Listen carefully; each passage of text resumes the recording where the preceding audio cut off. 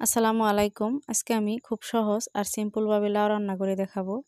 তো এভাবে লাউ রান্না করে খেতে কিন্তু ভীষণই মজার হয়। আমরা কিন্তু এভাবেই সবসময় লাউ রান্না করে খাই। তো কড়াইতে প্রথমে আমি তেল দিয়ে দিলাম, তারপর একটু জিরা দিয়ে দিছি। এরপর কাঁচামরিচ আর পেঁয়াজ কেটে নেওয়া দিয়ে একটু ভেজে নিলাম তেলের সাথে ভালো করে। তো কাঁচামরিচ পেস্টটা যখন ভাজা হয়ে যাবে অল্প, তারপরে দিয়ে দিলাম একটু পানি। পানিটা দেওয়ার পর যাতে মশলাটা না পুড়ে যায়, তো এখানে গুঁড়া মশলা দিয়ে দিলাম।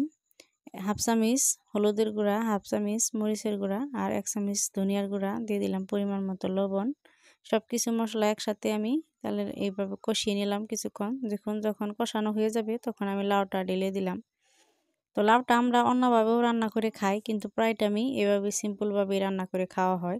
তো এভাবেই কিন্তু আমাদের কাছে লাউ রান্না করে খেতে বেশি ভালো লাগে। তো আপনারা অবশ্যই এভাবে একদিন রান্না করে খেয়ে দেখবেন। তো এরপর আমি লাউটা ভালো করে মশলার সাথে একটু কষিয়ে নিয়ে ঢাকা দিয়ে দিলাম। কিছুক্ষণ পর একটু পর আমি এভাবে ঢাকনাটা উঠিয়ে এভাবে লাড়াচাড়া করে দিব। তো দেখুন আমার লাউটা কিন্তু একদম কষানো হয়ে গেছে। দেখুন কতটা পানি উঠে আসছে। এই লাউটা একদম লোকাল আমাদের গাছের লাউ। খুবই ভালো লাগে এই লাউ খেতে। তো একদম গলে যায়।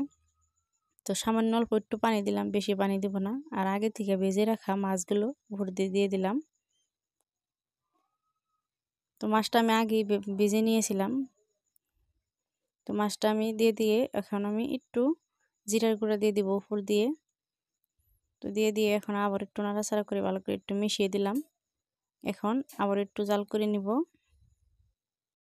আমার লাউ রান্নাটা একদম শেষের দিকে। এখন কিন্তু উপর দিয়ে ধনেপাতা দিলেই কিন্তু বেশি ভালো লাগতো, কিন্তু ধনেপাতা হাতের কাছে ছিল না, তাই আর দিতে পারি নাই। দেখুন লাউটা হয়ে গেছে। এখন আমি এটা নামিয়ে নিব।